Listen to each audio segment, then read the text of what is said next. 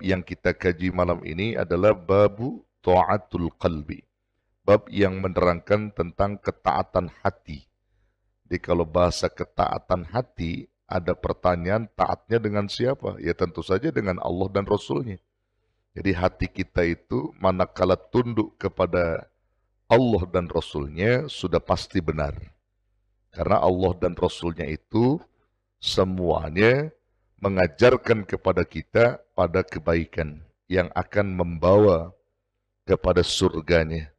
Jadi nggak ada Allah dan Rasulnya ngajarin kita yang buruk-buruk, nggak ada. Jadi kalau hati kita taat, tentunya taatnya kepada Allah dan Rasulnya. Ati'ullaha wa ati'ur Rasul. Itu kalimat atiu dalam hal ini, dua kalimat atiu diganding. Hanya kepada Allah dan Rasul. Baru kepada wa ulil amri minkum, itu nggak pakai atiu lagi. Karena dalam hal ini, yang namanya ulul amri itu, bisa kita taati, bisa juga kita tidak taati. Kenapa begitu? Ketika dia taat kepada Allah dan Rasulnya, memimpin pada kebaikan dan kebenaran, wajib kita taat. Tapi ketika dia zalim, jangan kita taat. Nah, makanya di situ nggak pakai atiu. Jadi yang pakai atiu dalam ayat itu hanya Allah dan Rasulnya. Ati'ullaha wa ati'ur Rasul. Kiran ulil amri minkum wa ulil, pakai waw atop saja. Jadi nggak diulang atiunya di situ. Hal ini menunjukkan kita wajib taat kepada pemimpin-pemimpin kita manakala mereka benar. Jadi tidak berlaku zalim, tidak menyengsarakan rakyat, maka wajib kita taati. Tapi ketika mereka tidak taat kepada Allah, zalim kepada rakyat, kita nggak wajib taat. Kita tetap menghormati dia sebagai pemimpin, tapi kita tidak mewajibkan taat sebagaimana kita taat kepada Allah dan Rasulnya. Jadi begitu, Pak. Nah, jadi kalau bahasa bab ini, bab ta'atul qalbi, bab ketaatan hati, itu maksudnya taat dan patuh kepada Allah dan Rasulnya. Wa min ta'atil qalbi, dan di antara ketaatan hati itu, jadi yang termasuk ketaatan hati itu, nah di sini disebutkan dalam kitab Ar-Risalatul Jami'ah, al-imanu billah. Pertama, beriman kepada Allah. Nah, beriman kepada Allah ini menyangkut perukunan iman itu. Jadi rukun iman yang 6 itu wajib kita imani. Dari mulai kita beriman kepada Allah, sampai kita beriman kepada qada dan qadarnya Allah. Jadi ada 6 rukun iman itu bagi kita wajib. Nah, konsepnya adalah ketika manusia beriman kepada Allah, maka dipastikan iman kepada rukun yang lain pun akan mengikutinya. Tapi ketika manusia tidak beriman kepada Allah, maka rukun-rukun yang lain juga dia tidak akan pernah imani. Karena posisi pertama saja dia sudah terlewatkan, bagaimana dia masuk pada posisi yang kedua? Beriman kepada malaikat, beriman kepada para rasul, beriman pada kitab-kitabnya. Karena pada Allah saja dia sudah tidak beriman. Jadi kuncinya pertama iman kepada Allah. Kalau dia beriman kepada Allah, maka sudah pasti ketaatan hatinya itu benar. Setelah itu apa? Wal yakin, yakin. Nah, kalimat yakin ini merupakan konsep bagi orang beriman itu sendiri. Karena tanpa ada keyakinan yang kuat dalam kolbu setiap manusia yang beriman, maka keimanannya pun diragukan oleh Allah. Nah, kalimat yakin itu akan membawa keistiqomahan gitu. Jadi orang-orang yang yakin kepada Allah, maka sifat istiqomah itu dengan sendirinya akan mengikutinya. Makanya Nabi pernah ditanya oleh sahabat. Ketika sahabat minta diwasiatkan tentang amalan yang dapat memberikan kebahagiaan hidup dia dunia akhirat, bahkan tentang amalan yang dapat menguatkan posisi dia di dalam ketaatan, jawab Rasul apa? Qul amantu billah tsumastaqim. Katakan aku beriman kepada Allah, kemudian istiqomah. Teguhkan pendirian iman kalian pada Allah itu. Kalau kalian sudah beriman, mengatakan aku beriman kepada Allah, kemudian istiqomah. Kalau sudah istiqomah, insya Allah ini akan menyelamatkan. Itu pun kembali kepada keyakinan. Jadi orang yang yakin itu akan membawa kepada keistiqomahan. Nah, kalau bahasa agama, kalimat yakin itu sendiri memiliki arti yang khusus. Ya. Kalimat yakin itu. Makanya kalimat yakin itu sebenarnya melebihi daripada iman. Nabi Shallallahu Alaihi Wasallam pernah menyebutkan al-yaqin huwa al-imanu kulluh. Yakin itu adalah iman seluruhnya. Jadi kalau kita mengatakan apa itu yakin, iman seluruhnya. Jadi iman yang meliputi segala hal. Jadi tidak pernah meragukan sedikit pun tentang syariah agama Allah. Jadi menyeluruh begitu. Kalau dia mengatakan aku beriman, maka matanya beriman, telinganya beriman, pikirannya beriman, lisannya beriman, kaki tangannya beriman, semuanya. Itu namanya al-imanu kulluh yang disebut dengan al-yakin. Adapun definisinya, para ulama kita itu menyebutkan al-yakin an ya'mala khalisan lillah wa la yatluba fihi aradad dunya wa la ridal makhluqin. Itu kalimat yakin artinya, definisinya. Jadi telah disebutkan oleh para ulama bahwa yakin itu adalah an ya'mala khalisan lillah. Manakala dia beramal murni karena Allah. Itu orang yakin tuh. Jadi kalau orang-orang yang yakin tuh amalnya kepada Allah tuh murni. Maksudnya apa? Tidak ada tendensi apapun kecuali mengharapkan ridhonya Allah. Kalau dia sholat karena Allah, dia ibadah karena Allah, dia bekerja karena Allah, dia melakukan apa saja di dalam kebaikan itu pasti karena Allah, murni. Jadi tanpa didasari oleh keduniaan, oleh apapun. Wala aradud dunia, dan dia tidak pernah mengkaitkan tentang dunia di balik keyakinannya itu. Nggak ada bagi dia. Dia tetap murni karena Allah. Khalisan lillah. Wala yatluba fihi, dan dia tidak pernah mencari di balik amalnya itu akan kepuasan dunia yang tadi saya bilang.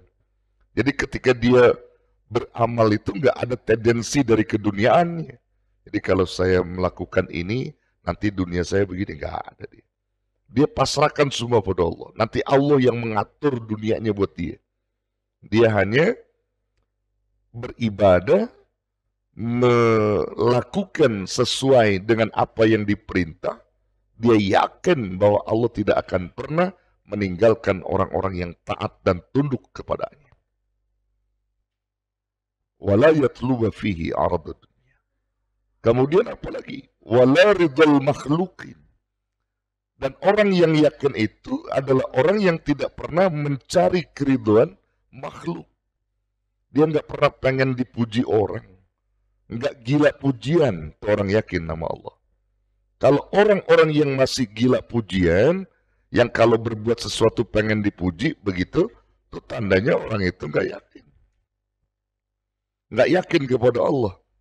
Kalau dia beramal pengen dipuji orang, dia bersedekah pengen dipuji orang, itu orang nggak yakin. Tapi kalau orang yakin, beramal, beribadah, bersedekah, atau melakukan aktivitas kebaikan lainnya, tanpa ada keraguan dan tanpa ada ria, ujub, takabur, di balik itu semua. Nggak ada. Itu tandanya orang yakin. Maka itu, yang disebut ketaatan hati ini, yakin. Bagian daripada ketaatan hati. Setelah beriman, yakin. Kemudian apa lagi? Wal ikhlas. Nah, disebut lagi nih, ikhlas. Jadi ikhlas. Ikhlas itu artinya tadi udah disebut dalam kalimat yakin. Murni karena Allah. Ya, murni. Jadi kalau saya lebih mengartikan ikhlas itu biar bapak-bapak paham itu adalah sesuatu yang tidak terkontaminasi oleh sesuatu yang lain. Itu namanya ikhlas. Jadi kalau karena Allah ya sudah, jangan campur yang lain. Jangan campur ria, jangan campur ujub gitu. Udah Allah aja. Itu namanya ikhlas. Nah, Analisisnya begini, biar saudara paham. Saudara punya motor atau mobil gitu ya. Bahan bakar saudara itu, mobil dan motornya itu bensin yang murni. Bensin yang murni. Tanpa dicampur oleh air, tanpa dicampur oleh minyak tanah, tanpa dicampur macam-macam lah. Pokoknya murni. Nah, ketika mobil dan motor saudara diisi oleh bensin yang udah dicampuri minyak tanah, yang udah dicampuri oleh air, kira-kira saudara marah nggak? Marah nggak kira-kira? Saudara tahu itu, marah. Sekarang efek yang diterima oleh saudara ketika mobil itu bercampur bensin dengan air dan minyak tanah, efeknya apa? Mogok, mesin cepat rusak, kan begitu ya. Hati manusia itu laksana mobil dan motor itu. Kalau dia beramal, amalnya itu murni, yang disebut dengan ikhlas. Tapi kalau dia beramal, bercampur riya, bercampur ujub, bercampur takabur, maka hati yang ada pada diri kita itu akan hancur, akan rusak. Betul nggak? Seperti mesin mobil tadi, mesin motor tadi, karena bercampur air minyak tanah. Orang kalau beramal campur riya, campur ujub, rusak tuh hatinya. Bisa paham sampai sini ya? Ya.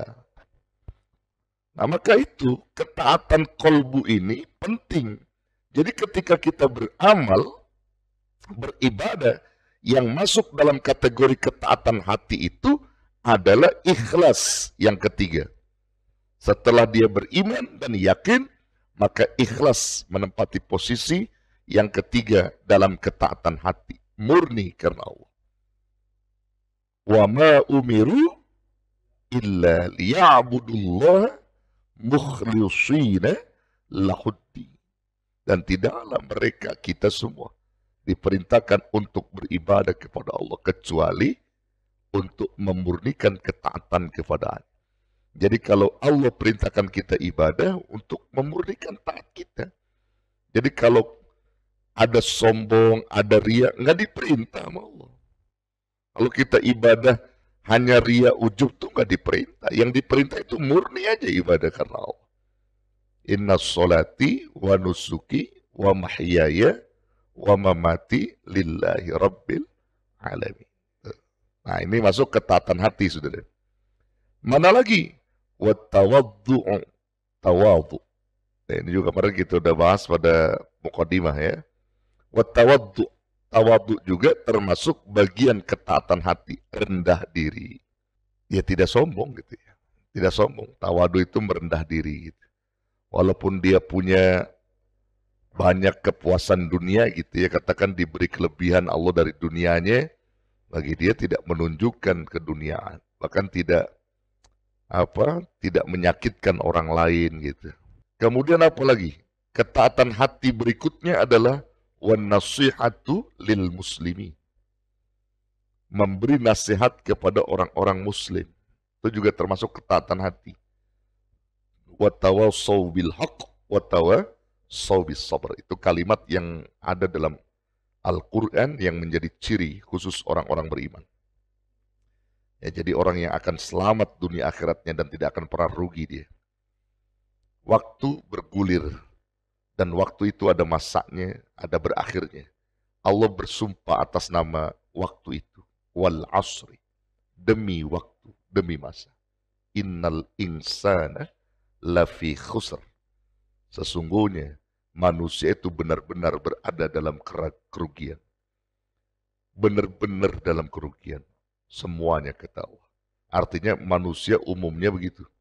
Dalam kerugian. Illa. Ada pengecualian manusia yang tidak rugi itu. Alladzina amanu wa amilus solihat wa tawassaw bil haqq wa tawassaw bis sabr. 3. Beriman, beramal soleh, dan selalu memberikan nasihat atau saling menasihati dalam kebenaran dan kesabaran. maka orang inilah yang tidak mendapatkan kerugian, kata Allah. Apalagi wasakha'u, wasakha, dermawan, baik sama orang, ya, murah tangannya, jadi selalu berbagi kepada sesama. Wasakha. Apalagi wa husnudzanni, husnudzan kepada Allah, berbaik sangka sama Allah. Itu juga termasuk ketaatan hati. Dua perkara yang tidak akan pernah bisa dikalahkan kebaikannya kecuali dua perkara ini. Siapapun yang berbuat baik akan kalah kebaikannya sama dua perkara ini. Yang paling unggul dua perkara inilah kebaikan yang menjadi sumber utama kebaikan. Apa itu? Husnudzan kepada Allah dan husnudzan kepada hamba-hamba Allah. Husnudzani billah wa husnudzani bi ibadillah.